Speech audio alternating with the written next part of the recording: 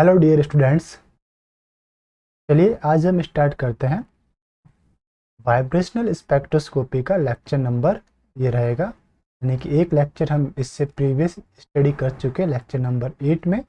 आज है ये लेक्चर नंबर 9 जो कि वाइब्रेशनल स्पेक्ट्रोस्कोपी का सेकंड लेक्चर है और फिजिकल स्पेक्ट्रोस्कोपी की लेक्चर सीरीज का 9th लेक्चर है।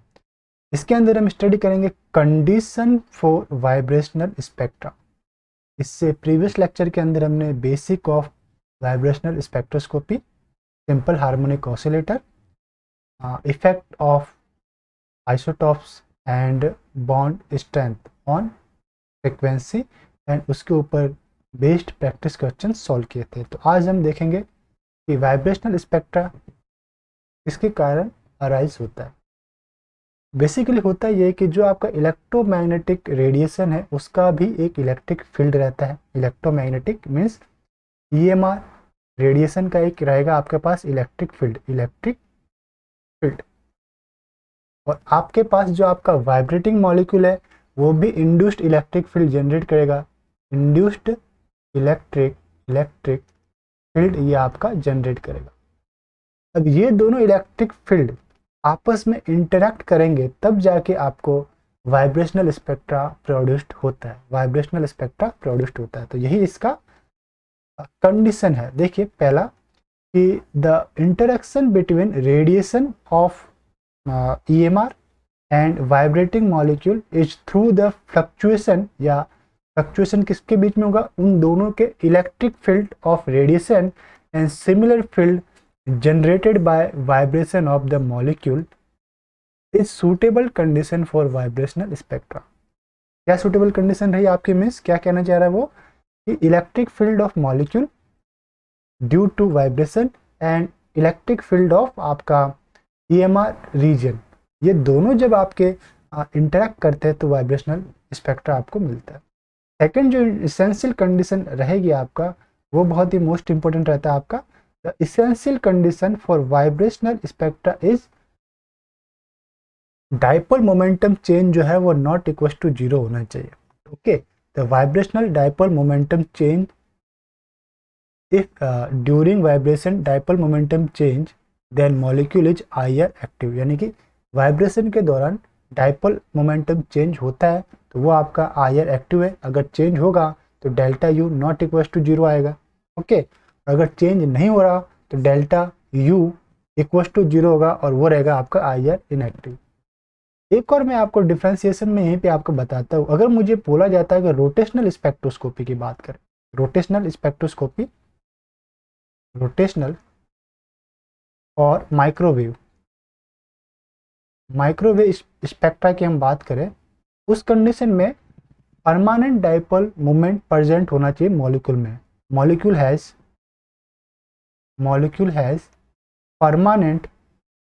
permanent dipole moment. It means mu not u not this one is u dipole moment है not equals to 0 आपका रहना चाहिए। u not equals to 0 किसके लिए,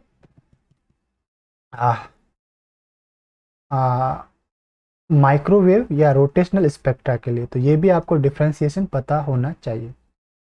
तो हमने देखा IR कौन एक्टिव रहेंगे, जिसमें dipole momentum change during vibration is not equal to 0, this delta U not equal to 0। Example है कुछ IR एक्टिव मॉलिक्यूल के, like this one is for diatomic molecule. IR active molecule कौन से रहेंगे, like HCl, like HBr, like HI, like NO and like CO। ये सारे के सारे IR एक्टिव है, IR active. And second IR inactive कौन रहेंगे, like H2, O2, N2, C2, Br2 etcetera. अब ये H2O2 जो है ये वाइब्रेशन के हर एक मोड के लिए IR एक्टिव नहीं है। कुछ वाइब्रेशनल मोड इसमें IR एक्टिव होंगे, कुछ वाइब्रेशनल मोड IR इनएक्टिव होंगे। वो देखने के लिए कि मोड ऑफ वाइब्रेशन किस टाइप के होंगे हमें स्टडी करना पड़ेगा degree of freedom, vibrational degree of freedom के बारे में स्टडी करना पड़ेगा कि एक मॉलिक्यूल 3 डायमेंशनल में कितने टाइप से वाइब्रेट कर सकता है। ओके, तो देखते हैं। अब हमारे पास एक 2 एटॉमिक सिस्टम के लिए तो हमने देख लिया, फॉर पॉली एटॉमिक सिस्टम के लिए अगर मैं बात करूं, this one is for polyatomic molecule those mode of vibration in which dipole moment change for IR active, यानी कि डायपोल मोमेंट चेंज कुछ आईआर एक्टिव है, but all those mode of vibration the dipole does not change are IR inactive. अगर कुछ ऐसे mode आ रहे हैं जिसमें जो कि पॉइंट मैंने जस्ट आपसे बोला कि पॉली एटॉमिक में कुछ ऐसे भी मोड हो सकते हैं कि कुछ एक mode IR dipole momentum change उसमें 0 आएगा तो वो आईआर इनएक्टिव है, और कुछ वाइब्रेशनल मोड में आईआर एक्टिव या डायपोल मोमेंटम चेंजेस आपका एग्जिस्ट करेगा, मीन्स डेल्टा यू की वैल्यू नॉट इक्वल टू 0 आएगी, वो आपके आईआर एक्टिव रहेगी। वही ये आपको कह रहा है according two point number 3। For example CO2 आपका सिमेट्रिक मॉलिक्यूल है, carbon double bond O double bond O। Normally dipole momentum इस पूरे मॉलिक्यूल का रहता है आपका 0, डायपोल मोमेंटम इसका है 0, लेकिन कुछ एक ऐसे मोड रहेंगे कि अगर इसका असिमेट्रिक स्ट्रेचिंग ये परफॉर्म कर रहा है तो डेल्टा यू आपका नॉट इक्वल टू 0 रहेगा। उस कंडीशन में ये आपका क्या रहेगा, आईआर एक्टिव रहेगा। देखिए तो ये यहाँ पे दे रखा है, अगर ये सिमेट्रिक स्ट्रेचिंग कर रहा है, मीन्स एक ये साइड आपका सिमेट्रिक स्ट्रेचिंग, ये साइड आपका बाहर की ओर, ये भी बाहर की ओर, और अगर ये आपका अंदर आ रहा है तो ये भी अंदर आ रहा है, यानी सिमेट्रिक मिरर ऑफ प्लेन की तरह वर्क कर रहा है, तो उस कंडीशन में ये आईआर इनएक्टिव है। लेकिन असिमेट्रिक स्ट्रेचिंग कर रहा है, मीन्स दिस बॉन्ड भी आपका बाहर जा रहा है और ये बॉन्ड भी आपका इसी डायरेक्शन की ओर स्ट्रेच हो रहा है, तो ये होगा असिमेट्रिक स्ट्रेचिंग, और इसमें आपका डेल्टा यू की वैल्यू नॉट इक्वल टू 0 आएगी, यानी डायपोल मोमेंटम चेंज आपको देखने को मिलेगा, इसलिए ये क्या हो गया, आईआर एक्टिव। अब इसी के अंदर इसने हमें बताया है कि ऑल, अब स्ट्रेचिंग भी 2 टाइप के रहते हैं, एक रहता है आपका वाइब्रेशन, यानी कि वाइब्रेट करता है, सॉरी वाइब्रेशन भी 2 टाइप का रहता है, एक वाइब्रेट करता है और एक बैंड होता है। ओके, तो बैंडिंग मोड एक रहता है वाइब्रेट, एक रहेगा आपका बैंड। अगर मैं, और ये दोनों ही किस में आ रहे हैं, एक स्ट्रेच है, एक वाइब्रेशन के अंदर 2 मोड आते हैं। वाइब्रेशन जो है, वाइब्रेशन में ही 2 मोड है, एक है स्ट्रेच और दूसरा है बैंड। स्ट्रेच जैसा कि असिमेट्रिक, ऊपर मैंने 2 आपको बताए, ये जो फिनोमिना है वो स्ट्रेचिंग का है। बेंडिंग में क्या करते हैं हम लोग, उसके बॉन्ड एंगल को चेंज करते हैं, स्ट्रेचिंग में बॉन्ड लेंथ को चेंज करते हैं। Stretching dependent on bond length, bending dependent on bond angle. तो अगर मैं इसे इस टाइप से चेंज करूँ कि ये इसका जो बॉन्ड एंगल है वो इस डायरेक्शन में चेंज हो गए ऊपर की ओर दोनों, सी को मैं एज्यूम करते हुए या सी को मैं कांस्टेंट रखते हुए इन दोनों एंगल्स को चेंज करूँ तो डेल्टा यू की वैल्यू नॉट इक्वल टू 0 रहेगी और वो आपका आईआर एक्टिव रहेगा। ये है आपका बेंडिंग, लाइक दिस वन आपके पास है, ये 2 चीज़ आपकी जुड़ी हुई है इस पोर्शन से। और मैं ये मुझे बैंड करना है तो मैं बैंड यू करूँगा ना, तो बॉन्ड एंगल आपका चेंज हो रहा है इस वन। ओके, वो मुझे स्ट्रेच करना है तो मैं इस टाइप से स्ट्रेच करूँगा, ठीक है। स्ट्रेच ये सिमेट्रिक स्ट्रेच है। मैं असिमेट्रिक स्ट्रेच की बात करूँ तो ये भी इस तरफ जा रहा है, ये भी इस तरफ जा रहा है, मीन्स दिस वन। ओके, ये असिमेट्रिक स्ट्रेच है, ये भी इस तरफ और इसको भी इस तरफ खींच रहा हूँ, तो ये असिमेट्रिक स्ट्रेच रहेगा। तो इस टाइप से आपके पास कुछ बैंडिंग इस टाइप से भी हो सकता है, इस एंगल को आप ऊपर ले जा रहे हो, इसको आप नीचे ले जा रहे हो 2 एटम्स को, तो भी डेल्टा यू आपका नॉट इक्वल टू 0 आएगा। इन 2 को ऊपर ले जा रहे हो और इस एक को नीचे, तो भी this one delta U not equal to 0 आएगा। ओके, लाइक एग्जांपल आपके पास दे रहा है कि अगर N2O मॉलिक्यूल की बात करें, this one is N2O molecule, तो ये N ट्रिपल बॉन्ड N, इसके ऊपर प्लस चार्ज एंड O के ऊपर नेगेटिव चार्ज। इसमें 2 आपके पास स्ट्रेचिंग मोड प्रेजेंट है, 2 बेंडिंग मोड प्रेजेंट है, यानी टोटल 4 वाइब्रेशनल मोड इसमें रहेंगे। ये पूरा का पूरा मॉलिक्यूल आपका आईआर एक्टिव है। अब है आपके पास nature of vibration and degree of freedom. तो जैसे कि मैंने बताया था कि वाइब्रेशन को हम मेनली 2 कैटेगराइज कर सकते हैं। पहला जो इसकी कैटेगरी थी स्ट्रेचिंग मोड, दूसरी कैटेगरी आपकी रहती है बेंडिंग मोड। स्ट्रेचिंग मोड में क्या रहता है, आपके पास बॉन्ड लेंथ चेंज होती है, तो change in bond length at constant bond angle, और उस कंडीशन में आपको बॉन्ड एंगल को कांस्टेंट रखना, मीन्स डेल्टा थीटा आपका क्या रहेगा, 0 रहेगा। और अगर मैं बात करूं दिस ए एटम और बी एटम के बीच की डिस्टेंस की आर है, तो इन स्ट्रेचिंग वाइब्रेशन डेल्टा आर की वैल्यू नॉट इक्वल टू 0 रहेगी, मीन्स इसमें कुछ ना कुछ डेविएशन आपको देखने को मिलेगा। अब आपके स्ट्रेचिंग भी 2 टाइप के रहते हैं। फर्स्ट आपके पास है symmetric stretching, this one is first symmetric stretching, और second one is asymmetric stretching. अगर मैं सिमेट्रिक स्ट्रेचिंग की बात करूं तो मीन पोजीशन से लाइक आपका ये ए और बी एटम है, ए और बी, और इनका एक मीन पोजीशन दिस वन है, तो इस मीन पोजीशन से बी एटम आपका राइट पोजीशन में जा रहा है, ए एटम आपका इसके अपोजिट पोजीशन में जा रहा है, तो उस कंडीशन में हम कहेंगे सिमेट्रिक स्ट्रेचिंग। और अगर मीन पोजीशन से ए और बी दोनों सेम डायरेक्शन में स्ट्रेच हो रहे हैं, ए भी इस और स्ट्रेच हो रहा है, बी भी इस और स्ट्रेच हो रहा है, तो वो रहेगा आपका असिमेट्रिक स्ट्रेचिंग। इसी टाइप से अगर मैं बेंडिंग मोड की बात करूं, बेंडिंग मोड की बात करूं मैं, तो ये आपके पास रहेगा, इसमें चेंज होगा, आपके पास चेंज इन बॉन्ड एंगल आपको चेंज देखने को मिलेगा, बॉन्ड एंगल चेंज होगा कांस्टेंट बॉन्ड लेंथ के ऊपर, means delta R 0, bond length change नहीं है, लेकिन delta theta not equal to 0। It is also 2 type की रहेगी। पहला है bending in plane, out of plane और इन द प्लेन, तो इन प्लेन बेंडिंग और आउट ऑफ प्लेन बेंडिंग। और दूसरा आपके पास जो मेन कैटेगरी है इसका, second one is out of plane की जो बेंडिंग है वो आ रहेगी आपकी ट्विस्टिंग टाइप की या वेगिंग टाइप की। अब इसे समझाने के लिए मैं एक एग्जांपल आपको दूं, लाइक आपके पास एक मॉलिक्यूल एज्यूम कीजिए, लाइक टीडी आपके पास कोई मॉलिक्यूल है, तभी आप लोग इस स्ट्रेचिंग को जानते होंगे, लाइक कार्बन का दिस एच और this H in the plane है, और एक प्लेन से ये इन द प्लेन है, और ये आपके प्लेन से एक ऊपर की ओर आपके पास दिस वन साइड में एक एच है, और एक बिलो द प्लेन आपका एक एच है। और सपोज कीजिए कि मैं एक प्लेन ऑफ पेपर इस टाइप से डालूं, दिस वन एक प्लेन हो गया, इस प्लेन ऑफ पेपर के ऊपर क्या आ रहा है मेरे पास, क्या दिखेंगे, दिस एच और दिस एच, है ना, सॉरी दिस वन, एक मिनट पेन वर्क नहीं कर रहा, कोई बात, this H and this H, अगर ये दोनों एच आपके एक ही डायरेक्शन में जा रहे हैं, लाइक ये भी इसी डायरेक्शन में जा रहा है, ये भी इसी डायरेक्शन में जा रहा है, तो वो कहलाएगा आपका वेगिंग। क्या कहलाएगा आपका वेगिंग, आपका कहलाएगा वेग कर रहे हैं, दोनों एक ही डायरेक्शन में जा रहे हैं, मीन्स ये भी यू जा रहा है, ये भी यू जा रहा है, दिस एंड दिस, ये क्या है वेगिंग।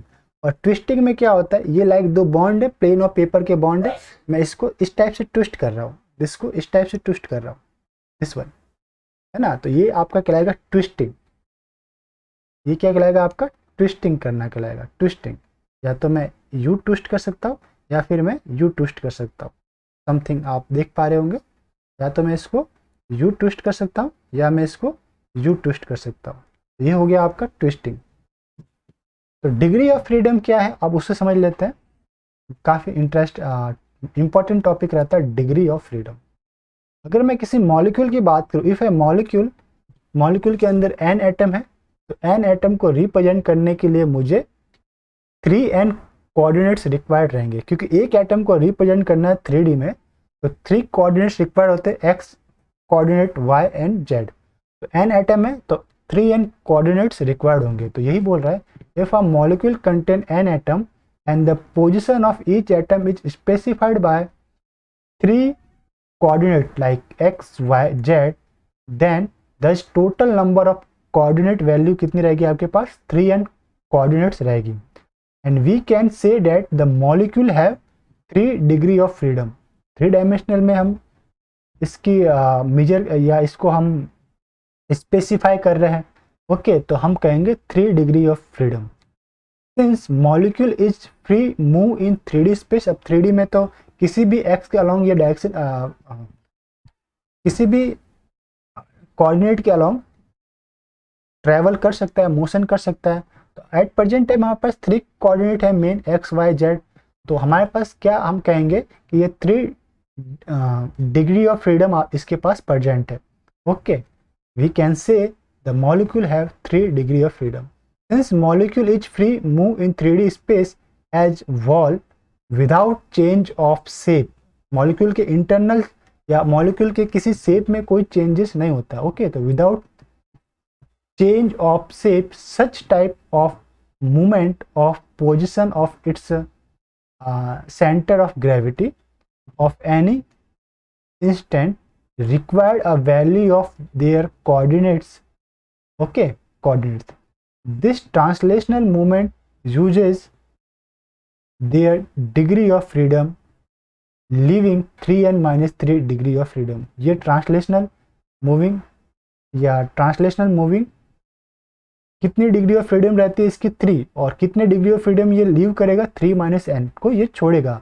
और जो आपके 3n minus N degree of freedom means 3 degree, यानी कि आपके जो डिग्री ऑफ फ्रीडम है वो तो यूज होगी ट्रांसलेशनल के अंदर, एक्स के अकॉर्डिंग ट्रांसजिशन कर रहा है, वाई के अकॉर्डिंग ट्रांसलेशन मोशन कर रहा है, एंड जेड के अकॉर्डिंग ट्रांसलेशन मोशन कर रहा है। तो टोटल 3n में से 3 तो माइनस कर दो, तो रिमेनिंग के जो 3n minus 3 degree of freedom है ये आपके वाइब्रेशनल मोड को रिप्रेजेंट करेंगे। ओके,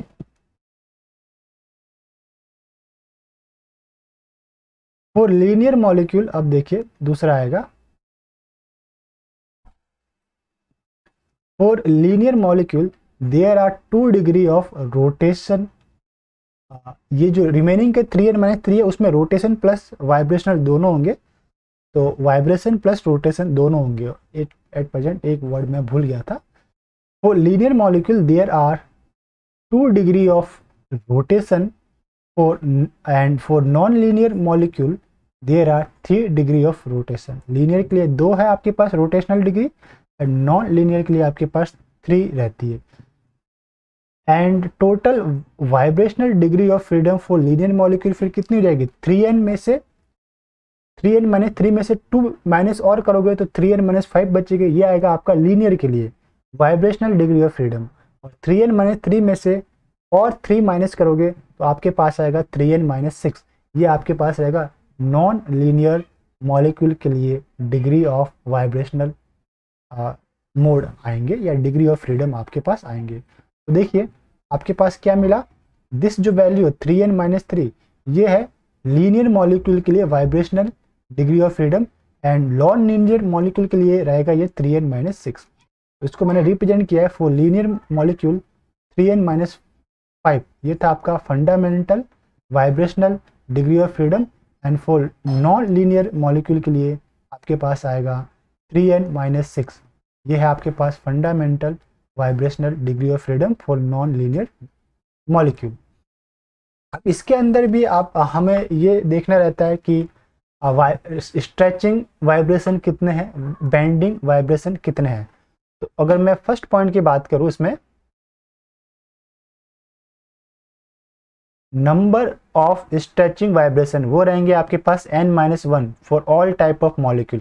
कैसा भी मॉलिक्यूल हो, लीनियर या नॉन लीनियर, उसमें स्ट्रेचिंग वाइब्रेशन जो रहेंगे वो n-1। n है आपके पास नंबर ऑफ एटम, n क्या है, नंबर ऑफ एटम। और नंबर ऑफ बेंडिंग वाइब्रेशन कितना रहेगा, 2n minus 4 for linear molecule and 2n minus 5 for non linear molecule, non linear molecule. अब इसी से आपके पास एक टेबल जनरेट होती है, उस टेबल की स्टडी करते हैं, इंपॉर्टेंट है।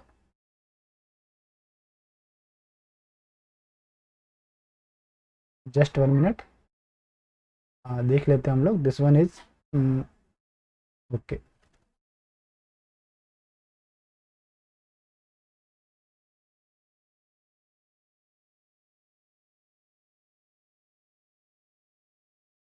ओके,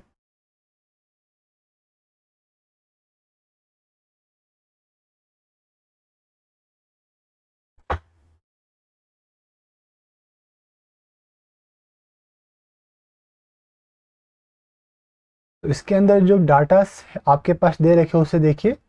मॉलिक्यूल्स आपके पास यहाँ पे मॉलिक्यूल्स का नाम है, नंबर ऑफ एटम्स आपको दे रखे, molecules and number of atoms कितने रहेंगे वो भी हमें रिप्रेजेंट करने पड़ेंगे। फिर है टोटल डिग्री ऑफ फ्रीडम कितने रहने वाले हैं। ट्रांसलेशनल डिग्री ऑफ फ्रीडम वो आपका फिक्स रहेगा 3। अगर हम 3D कोऑर्डिनेट की बात कर रहे हैं या 3D स्पेस की बात कर रहे हैं तो वो रहेगा आपका फिक्स 3।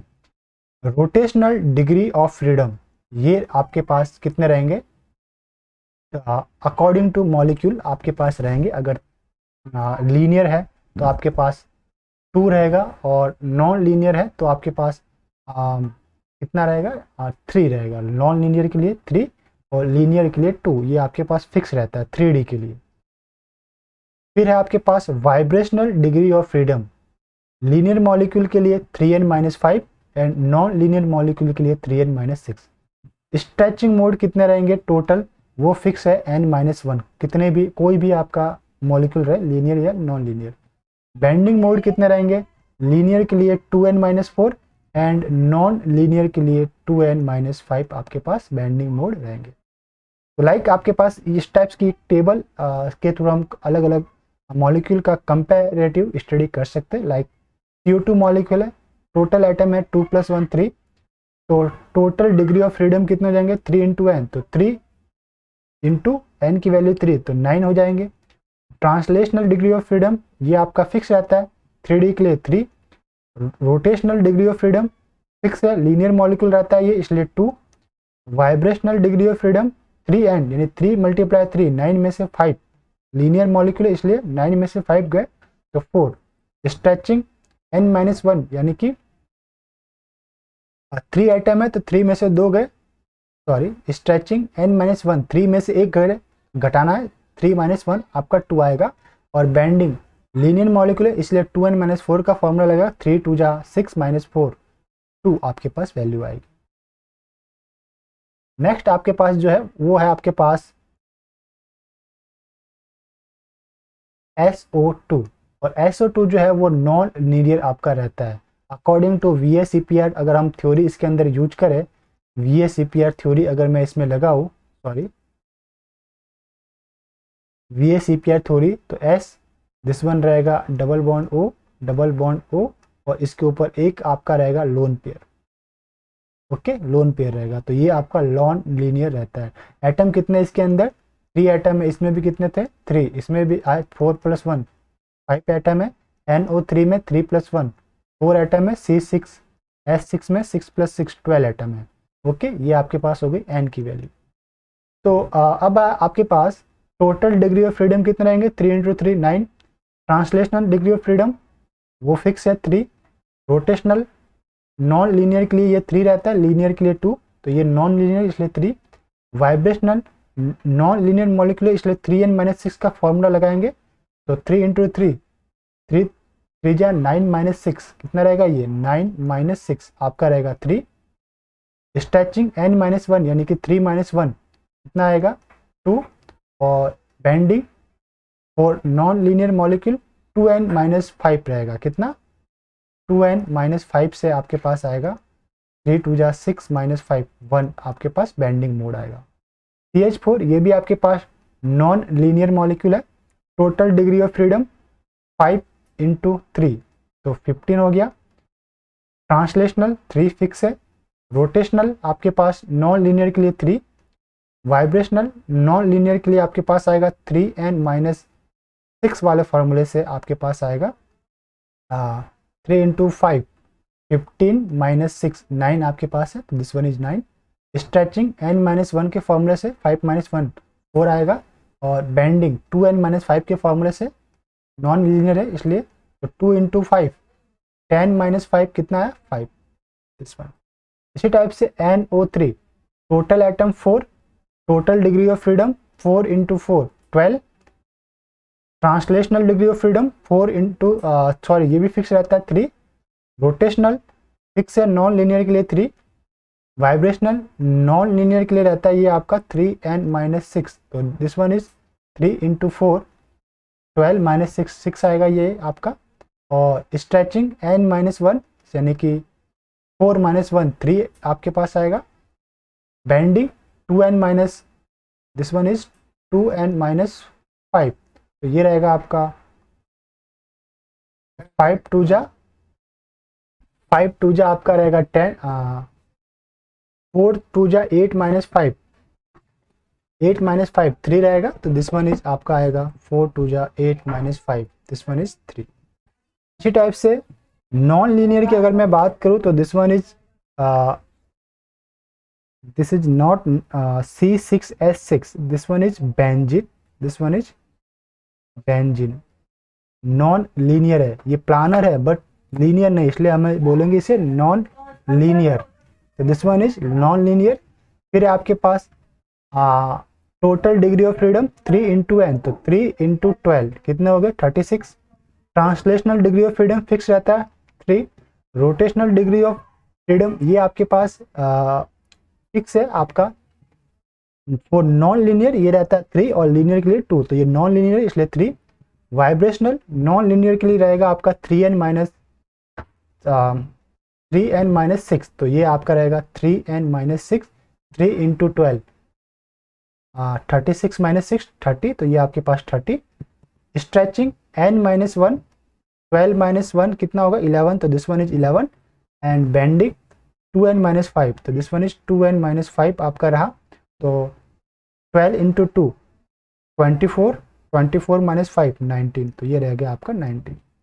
तो इस टाइप से आप कंपैरेटिव स्टडी हम लोग कर सकते हैं, और MCQ टाइप में ये क्वेश्चन भी आपसे आस्क किया जा सकता है, पर्टिकुलर मॉलिक्यूल दे दिया जा सकता है और उससे रिलेटेड डिग्री ऑफ फ्रीडम या कुछ भी पूछा जा सकता है, या कुछ पहले से ही आपको दे दे कि डिग्री ऑफ फ्रीडम दिस है, तो राइट पेयर कौन सा रहेगा या राइट मैच कौन सा कर रहा है, उससे आपको चूज करना रहेगा। तो इम्पोर्टेंट है, इसमें देख लीजिए ट्रांसलेशनल डिग्री ऑफ फ्रीडम आपका फिक्स रहती है 3। Rotational degree of freedom non linear के लिए 2 फिक्स है, सॉरी नॉन लीनियर के लिए 3 फिक्स है और लीनियर के लिए 2 के। और टोटल डिग्री ऑफ फ्रीडम आपका 3n फिक्स रहता, 3n रहता है आपका, चेंज होगा ये भी। देन आफ्टर वाइब्रेशनल, स्ट्रेचिंग और बेंडिंग के डिग्री ऑफ फ्रीडम आपके चेंज होते हैं।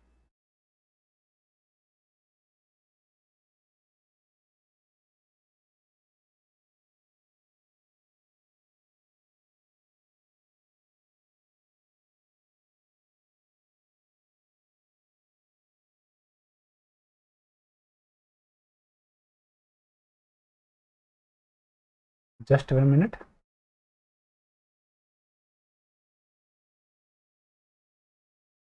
ओके देखिए, इसी के ऊपर बेस्ड क्वेश्चन, जैसा कि मैं आपको बोल रहा था अभी, the vibrational degree of freedom for O2 N2O, this one is CH2O, ये रहेगा आपका CHO। HCHO मीन्स ये आपका फॉर्मल्डिहाइड आपके पास दे रखा है। C6H6 and CHCl3 are respectively. पूछा कि इसने वाइब्रेशनल डिग्री ऑफ फ्रीडम पूछा है।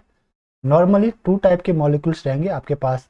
लीनियर के लिए वाइब्रेशनल डिग्री ऑफ फ्रीडम रहेगा 3n-5 और नॉन लीनियर के लिए आपके पास रहेगा 3n-6।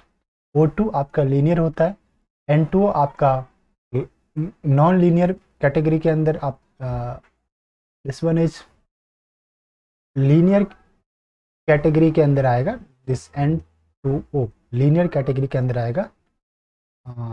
4 × 2 3 3 जा 9 -6 आपके पास आएगा, 9 - 6 9 - 5, ये लीनियर कैटेगरी में आएगा 3n-5 में। ओके एंड C6H6 ये भी आपका क्या है, नॉन लीनियर बेंजीन है आपके पास, नॉन लीनियर। और CHCl3 टेट्राहेड्रल रहता है, इसलिए नॉन लीनियर है, ये भी आपका नॉन लीनियर है। O2 आपका लीनियर है, N2O आपका लीनियर है, HCHO आपका नॉन लीनियर है, this one is non linear. Okay तो बस फॉर्मूला अप्लाई कर दीजिए। O2 2 एटम है, तो ये आपका लीनियर है, इसलिए इसमें जो फॉर्मूला है 3n-5 का लगेगा।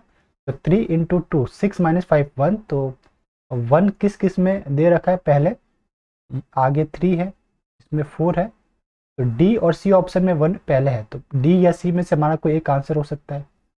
फिर अगर मैं बात करता हूँ N2O की, लीनियर या नॉन लीनियर, तो ये लीनियर होता है। अगर आपको नहीं पता चल रहा तो कोई बात नहीं, दूसरा ऑप्शन से चेक कर लीजिए। लीनियर है, 3 एटम होता है, तो 3 3 जा 9 माइनस 5, 9 माइनस 5 करेंगे तो आपके पास आएगा 4। तो दिस वन इज 4 है, यहाँ पे भी 4 और यहाँ पे भी 4। अभी भी हमें आंसर नहीं पता चल रहा। 6 इसमें भी कॉमन है, 6 इसमें भी कॉमन, तो इससे भी पता नहीं चलेगा। 30 and this one is 9। It means last के 2 एटम्स को अगर मैं फाइंड आउट कर लूँ तो मुझे आंसर पता चलेगा। सपोज कीजिए मैंने लिया CHCl3, नंबर ऑफ एटम 3 + 2 5, तो नॉन लीनियर कैटेगरी में आता है, तो 3n माइनस 6 यानी 5 3 जा 15 माइनस 6 आपके पास आएगा 9। तो 9 किसके अंदर है? सी ऑप्शन में 9 पीछे की ओर है, यानी कि the correct answer is option number C. Okay, next जो हमारे पास टॉपिक रहेगा आपका वो है selection rule and intensity of transaction. तो इसे भी हम लोग नए लेक्चर के अंदर पढ़ लेते हैं। इस लेक्चर को मैं यहीं पे स्टॉप करता हूँ। नेक्स्ट लेक्चर के अंदर हम selection rule and intensity of transaction को स्टडी करते हैं। तो मिलते हैं नेक्स्ट लेक्चर में, तब तक के लिए हैव अ नाइस डे। खुश रहिए, मुस्कुराते रहिए। One second, have a nice day.